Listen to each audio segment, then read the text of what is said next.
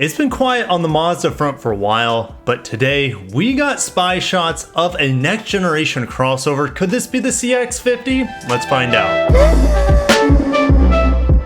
Guys, we're heading over to TFL Car. Thank you so much, Zach, for helping us out here and for your reader who posted this to you guys. So thank you for everyone involved and thank you for allowing me to share this on my channel, my community. Could this be the mysterious next generation CX-5, CX-50 new SUV spotted in LA? And while it could be the CX-5 or next generation CX-5, I'm gonna do my best to make a claim for the CX-50 on this one. All right, here we are with the first image. I'm gonna do my best to compare to the current CX-5. And there are some differences, but just keep in mind that CX-50, I believe, has been trademarked. CX-50 has been rumored to be the rear-wheel drive Skyactiv platform with an inline six and different variations of a 4-cylinder plug-in hybrid. We'll head to the spreadsheet in a little bit to discuss how those powertrains could affect all the next generation Mazdas. Image number one. First thing you're gonna notice is the wheels.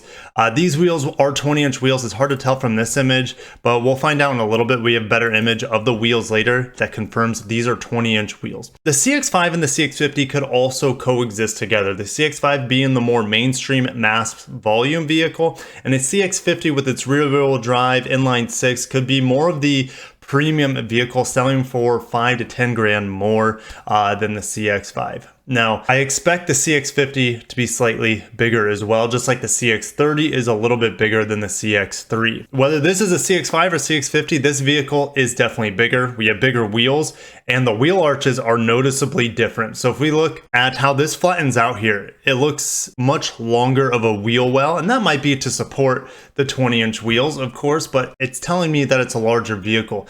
The current CX-5 kind of has a rounded hump here where this levels off. So it's a different wheel arch design, absolutely.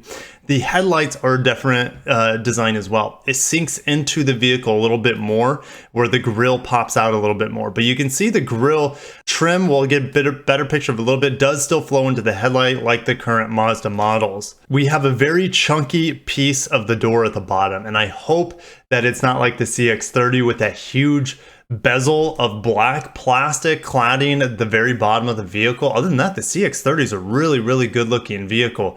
Unfortunately, there's just too much of that black plastic at the bottom, keeping it from being like a home run in design. Let's look at the next image from TFL Car. Now, another reason we know that this is a larger vehicle than the current CX-5, the amount of space between the rear window here and the beginning of the hatch is a lot bigger than the current CX-5, probably about 3 or 4 inches. Does that mean this could be a 3-row vehicle? I guess that they could, but the CX-9 is still bigger than this vehicle that we're looking at.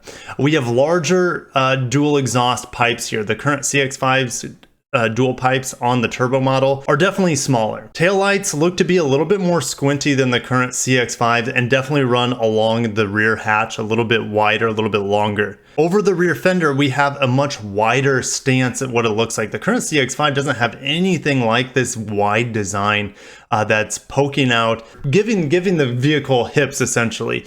Very strong, wide wheel arches here that goes all the way from the rear taillight all to the middle of the rear door. Now this also has roof rails, where the CX-5 does not have roof rails that I'm aware of. So this vehicle has camouflaged roof rails, and just looking at the spoiler, it definitely looks sportier than the current CX-5's rear taillight. It looks like it kind of fins up a little bit. Again, camouflage isn't helping us here, but to me, it looks more premium. It looks more upscale. On the front end, this new Mazda crossover, the hood is different. So these lines is synonymous with a lot of other Mazda products, the lines from the edge of the top of the grille to the A-pillar, but these lines on the hood in the middle are definitely different. We've never seen this that I'm aware of on a CX-5. So much more aggressive hood on the top.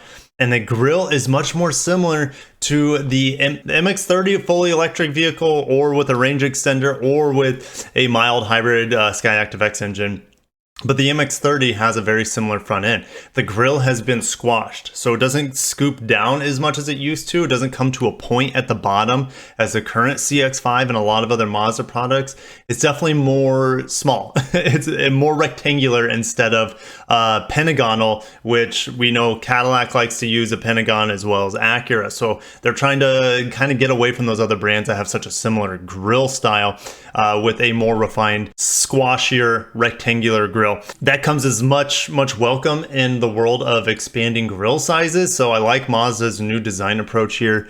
The trim at the bottom of the grille is synonymous though with a lot of Mazda products where the trim flows into the front headlight here, so that's not going to change. I would expect this depending on the trim, to be either glossy black or a chrome styled piece here at the bottom. And to me, the front end of this vehicle just looks taller, a little bit more substantial than the current CX-5. And the CX-5 doesn't have like this big front bumper piece at all. I missed the image on the first time around. I thought I was going crazy, but this is the one that confirms the 20-inch wheels. So there it is. So it confirms the 20-inch wheels on this Mazda crossover. Again, look at the fender here, looking so much wider and longer. That flattens out. It's no longer the fully round piece, these large fenders, and it just looks kind of chunky with this bottom piece. So hopefully this is paint matched all at the bottom, especially if it's going to be a more premium SUV and it's not like the, you know, the CX-30 with its record-breaking amount of body cladding plastic at the bottom of the vehicle.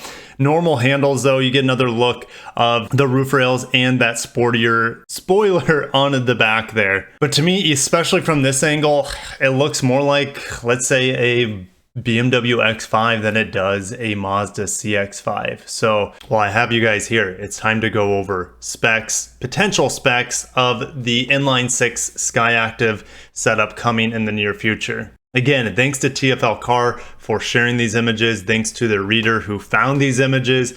Guys, if you're watching, if you see something crazy on the road, always send it to a publication because we want to spread this knowledge and get you guys involved because you guys have a lot more brains than me. So you guys can probably figure out and piece things together to help us journalists to spread this information. So anyways, going over to the spreadsheet, speaking of spreading, right? Spreadsheet, the current CX-5 has a 2.5 liter Skyactiv turbo on the top end, 250 horsepower, 320 pound-feet of torque.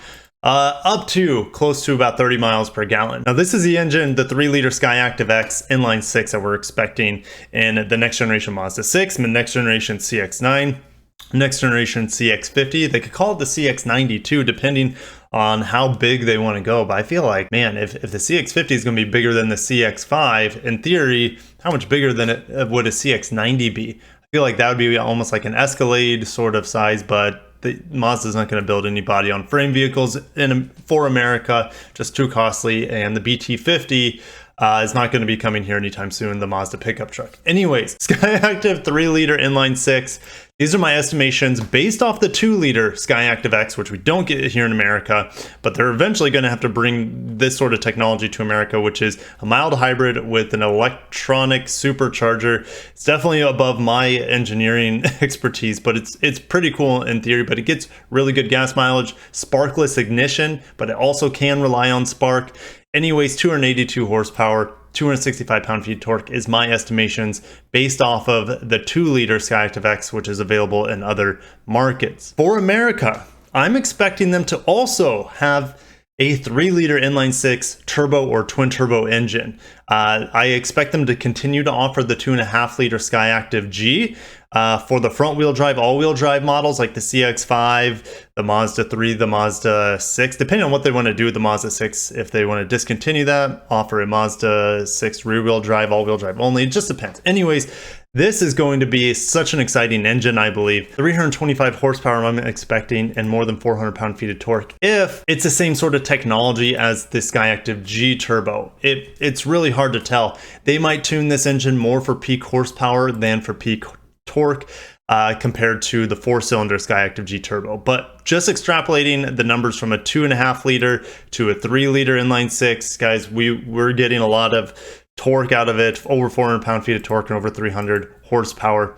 And it could be in a lot of different Mazda vehicles, but it's all going to be in their premium vehicles. I don't ever expect this Inline Six to get into the MX-5 Miata or a Mazda 3. Those vehicles would be too small in my guessing. Who knows? I could be wrong. And I don't expect a diesel to be coming to the United States, even though it would be incredible. But who knows? If they can figure out a way to make it clean and pass emissions regulations here in the United States, people would be happy to consider a diesel, I believe, because of the fuel economy and the torque. So what do you think about the Mazda CX-5? There's other information I want to talk about today, like Hyundai confirming Genesis GV70 EV Ioniq 6 coming in 2022.